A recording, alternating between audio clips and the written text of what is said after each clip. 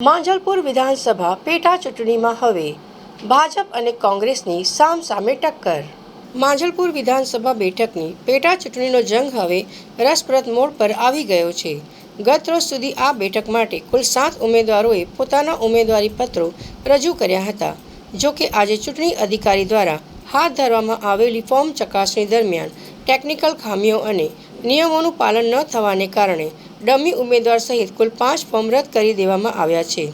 આ રદ થયેલા ફોર્મ બાદ હવે માંજલપુરની બેઠક પર ભાજપ અને કોંગ્રેસ વચ્ચે સીધી અને કાંટાની ટક્કર જોવા મળશે. ચૂંટણી અધિકારી પાસેથી મળતી માહિતી અનુસાર જે 5 ઉમેદવારોના ફોર્મ રદ થયા છે તે પાછળ પક્ષના મેન્ડેટ અને જરૂરી દસ્તાવેજોની પૂર્તતા ન હોવાનું સામે આવ્યું છે. રદ થયેલા ઉમેદવારો પૈકી 2 ઉમેદવારો પોતાની પાર્ટીના સત્તાવાર મેન્ડેટ રજૂ કરી શક્યા ન હતા, જેના કારણે તેમના ફોર્મ અમાન્ય જાહેર કરાયા છે. જેમાં અમદાવાદના રાજરાજેશ્વર રત્નસાગર અને દિનેશ વ્યાસના ફોર્મનો સમાવેશ થાય છે.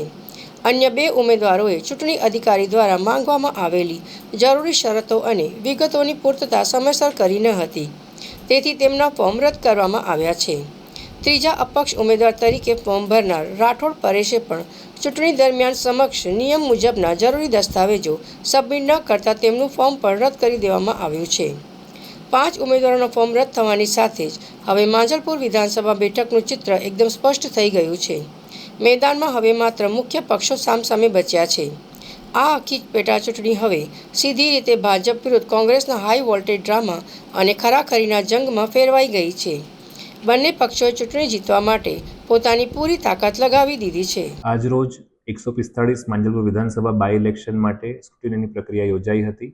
ગઈકાલ સુધી કુલ 15 ફોર્મ્સ 7 ઉમેદવારના આવ્યા હતા, જે પૈકી 2 ઉમેદવાર ડમી ઉમેદવાર હતા, એટલે કુલ 5 ઉમેદવારના ફોર્મ આવ્યા હતા.